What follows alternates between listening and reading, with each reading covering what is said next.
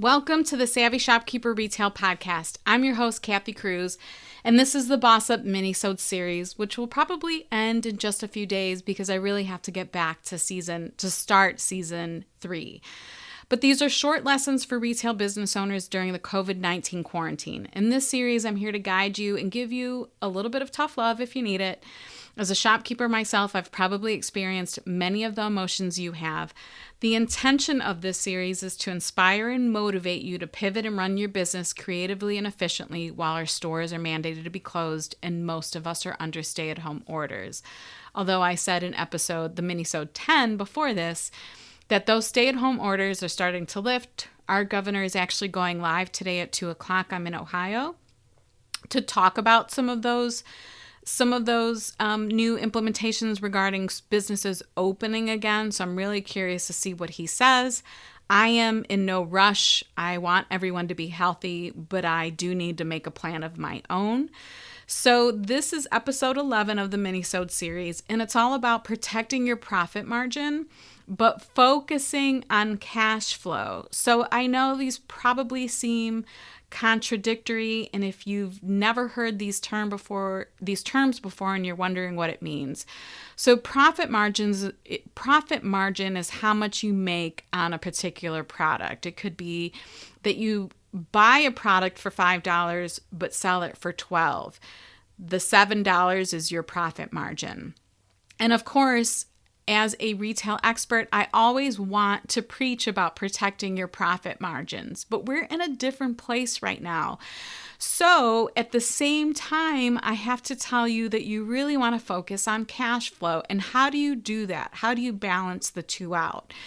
So what I've done is I've taken a really good look at our inventory, and whatever sells regularly, whatever sells well, whatever sells consistently in your store, it's your top category, maybe your top 2 categories. You obviously don't want to touch those and you don't want to discount them. If they continue to do well, especially now, don't mark any of that down.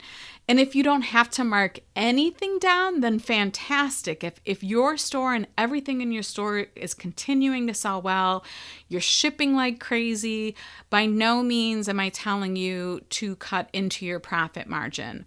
But if you're in a different kind of business and you're struggling a little bit and your customers aren't buying as much as you want or need them to, you might want to dip into some of those other categories that don't normally do well. You might have a box or 2 or maybe a whole shelving unit in your storage room or basement that's filled with products that didn't or haven't sold.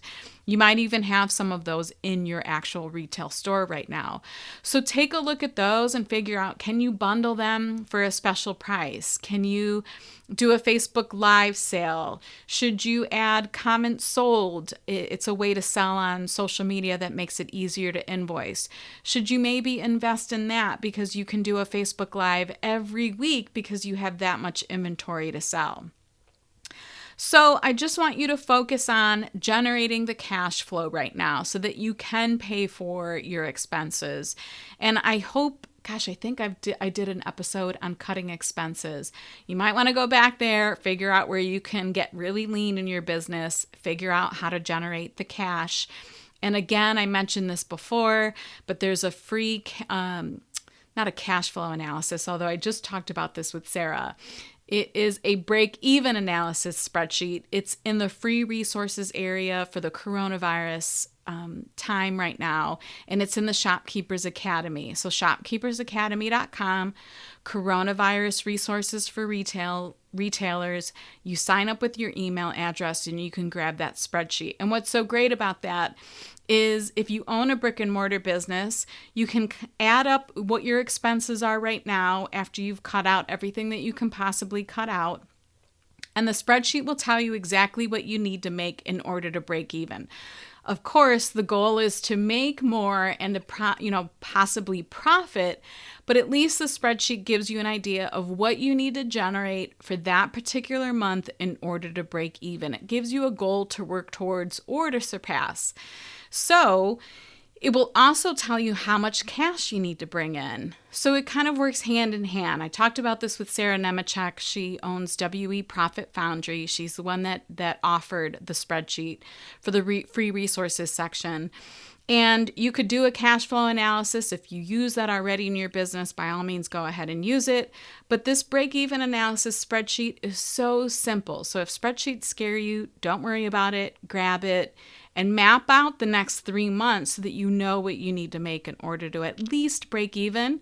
If you want to add a sales goal or a profit goal to that, by all means, go ahead and do it. But it'll give you an idea of what direction you need to head in with your business. So I hope that helps. I am only going to be doing a couple more episodes because I really have to get season 3 started. But I will be back. If you see a longer gap, it's just because I'm getting ready to launch season 3. So until the next episode, be savvy and boss up.